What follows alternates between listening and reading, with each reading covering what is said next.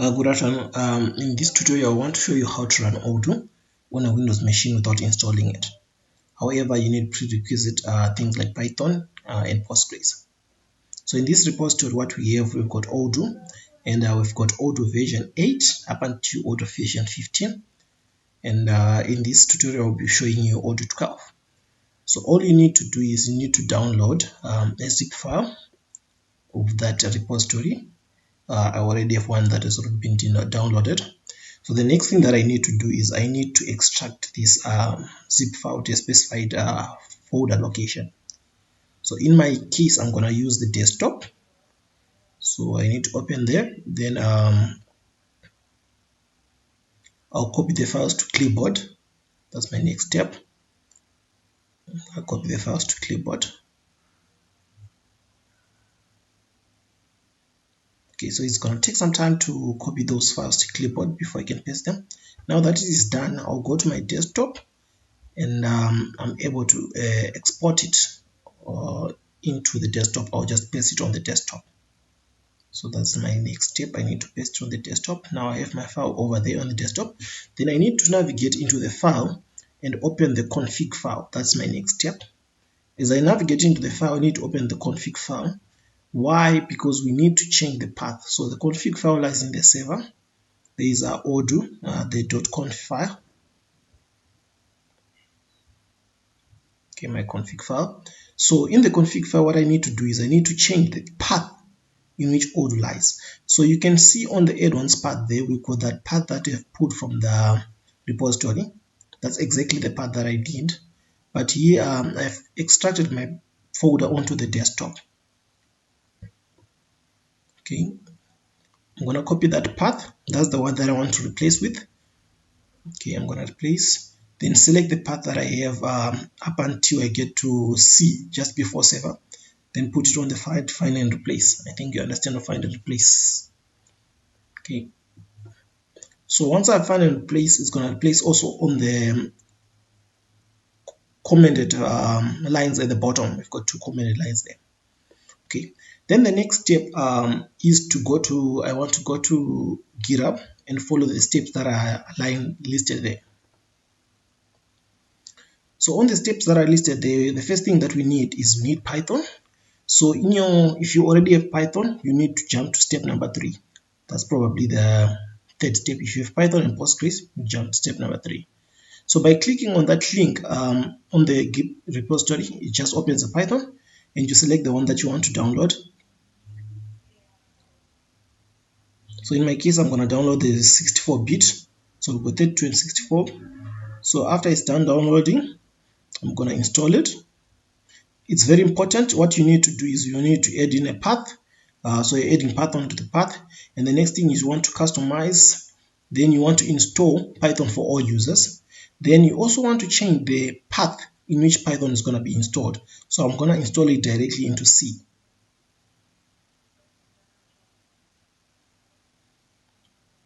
Okay, then I install my Python.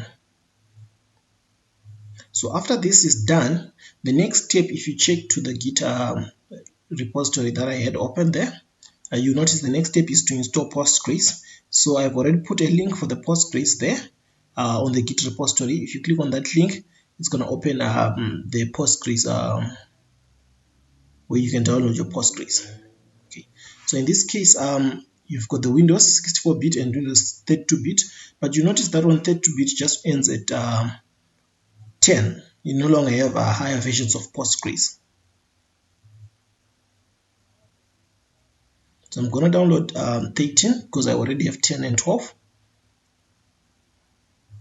It's going to be a quick download. The next thing is I need to install it. So the installation process won't take time.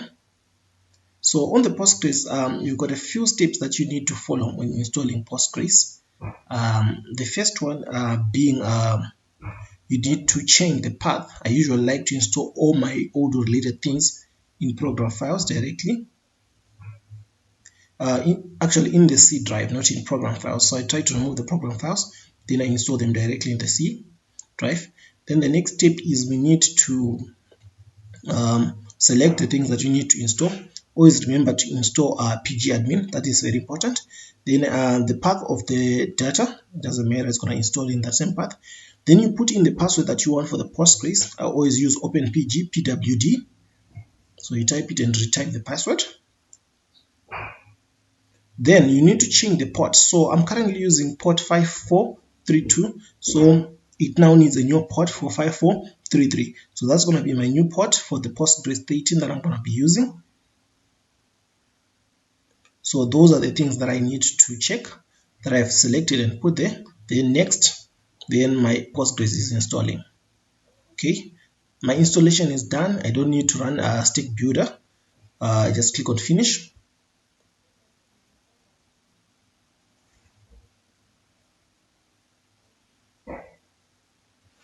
Okay, now I need to check the path of my Postgres there. There is a PG path at the bottom there. You need also to change it, and you also need to change the port. So you can see I'm changing the port also on the two commented lines at the bottom there.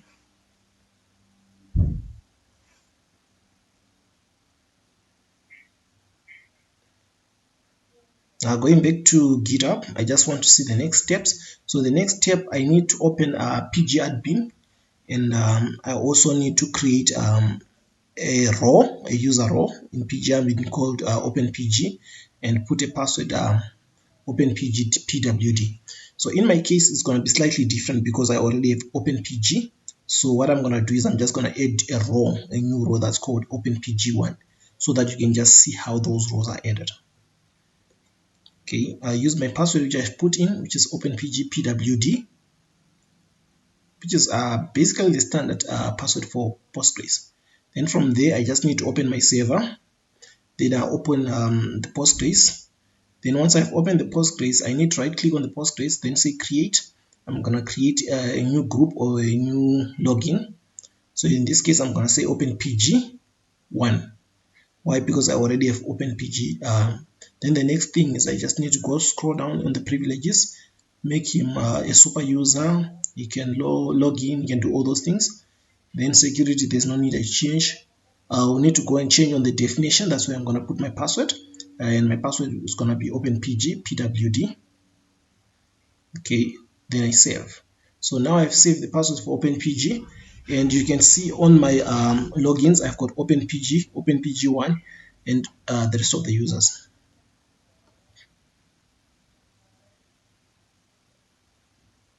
Now the next step, I'm done with installing Open Postgres and adding that row. The next step is I need to navigate into my server. So I've extracted my file, navigate into the server. So on the server, I will need to just maybe run shell. So to run shell, you press shift, then you can shift, then right click, then it opens shell.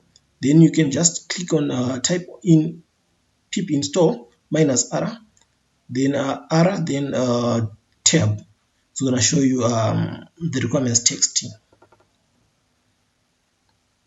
So let it run, let it install all the requirements that it needs for Odoo to run. That is the next step. Let it run and finish all the requirements.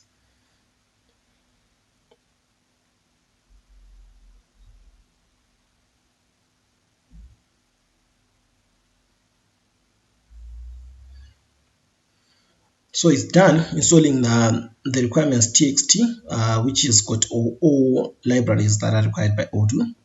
Then the next thing is you need to manually copy those libraries and just go and paste them into your shell, and automatically to just install those libraries. Those are additional Odoo libraries that it might need.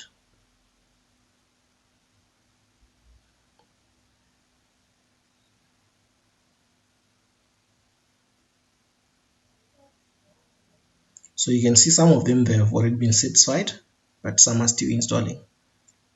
So it's important just that you install those. So we've got that PTSV, that's one we're going to use for debugging. Then we've got report lab, that's for reports of Odoo.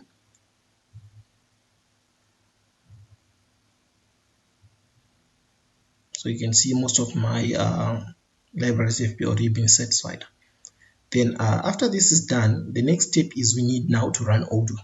So for you to run Odoo, we're going to run it through Python, and we're going to use the bin. So we've got those bin options. You need to open them so that you fully understand how the bins, the Odoo bin works. And you've got two options to run it using the config file or without the config file. So the first one is the one that we are going to use, and we need to run them through shell. So in this first example, we're going to use shell. Okay, so in my shell, I'm just going to try and copy it. Then I'm going to paste it and run. But what you notice that it's going to say the directory, going to say the directory does not exist. So what I need to do is I need to go into my config file and copy that command line script that I've typed in, and I'm going to run it.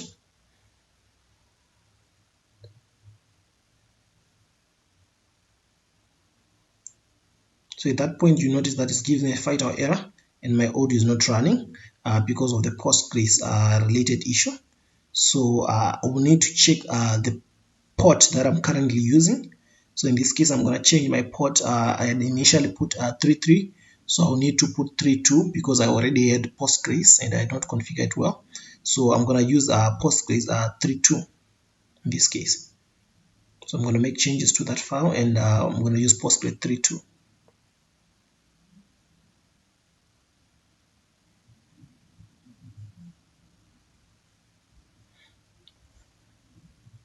Okay, after making my changes, I'm going to paste it, and you see that my Odoo is actually running now at this point. And if I go to my browser and check my Odoo, should be running now. So you can see my Odoo is now running. So for you to be in a position to tell also Odoo, like you do on a Linux machine, what you need to do is type in a condition that says, a command that says get content, and copy the path in which you have copied your log file. So log file path, then say get content, then put that log file and say minus weight. So from there, it's just going to start tailing the log, and you can see at the bottom there. So I'm going to move my Odoo to my left, and I'm going to leave the shell that is tailing on my right. There, I'm going to create a database, and if you check at the bottom of my shell, it's going to say create database there. So it's now creating. So it's tailing everything that's happening on Odoo. So right now it's now tailing and creating the database, adding all the modules. So the same way that you've been doing it on Linux, it does the same on Windows machine. You can tell your log file as you use anything. So now Odoo is running. Then the next thing is I want to show you how to run Odoo in terminal of Visual Studios. I'm going to split this terminal, the one that's going to be running Odoo. But before I need to do that, I need to switch off Odoo on the shell, because we can't have two instances of Odoo running with the same port. Okay. So and also so on the other side, I'm going to run Odoo, and on the other side, I'm going to tail. So what you'll notice that once I started tailing, it's going to start running, showing me what's running on Odoo. Then I'm going to go to my browser. Then on my browser, you'll notice that I currently, it's not longer running because I had stopped it, but it's now running because I've started on the other side. And I'm going to create a new database again, and check on my terminal, and you'll notice that it says creating a new database 8821 at the bottom there. Then it continues to tell updating all the things that it's doing on the database.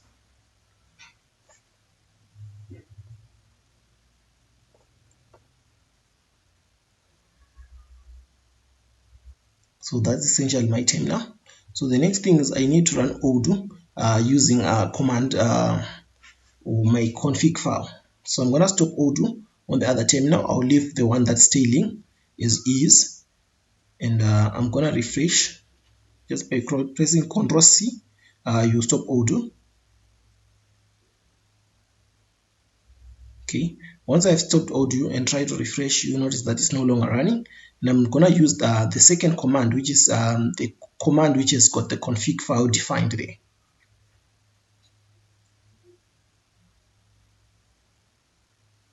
So I'm going to copy that.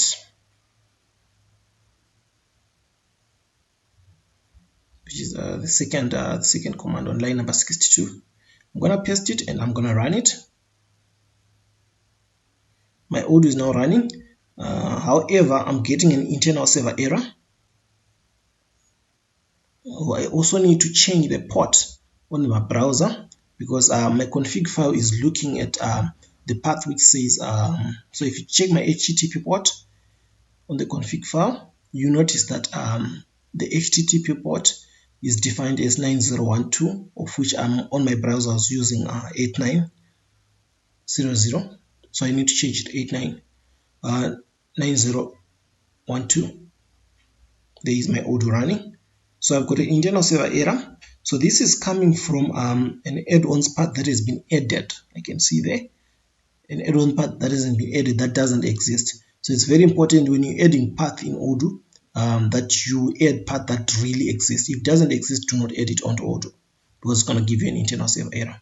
So I'm going to rerun my Odoo and check my log file. It has stopped. It's now running. When I refresh my browser, you notice that my Odoo should be running now. Yes, my Odoo should be running. And I've got a few databases that are there because of my DB filter. It's now showing me the database that I have in my system. That DB filter says 12. That's it for running Odoo without installing it on a Windows machine. And you just need to keep note of the three commented lines at the bottom of the config file.